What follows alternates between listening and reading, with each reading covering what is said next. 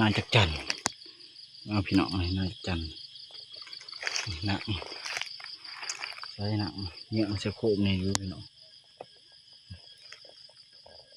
น่าจะจัน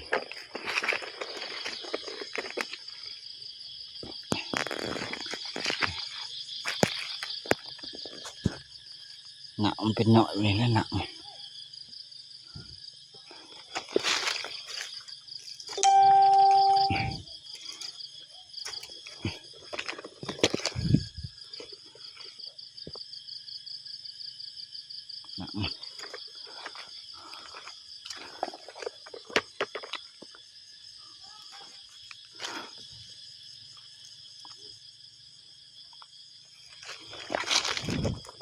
มันสีดีออกเลย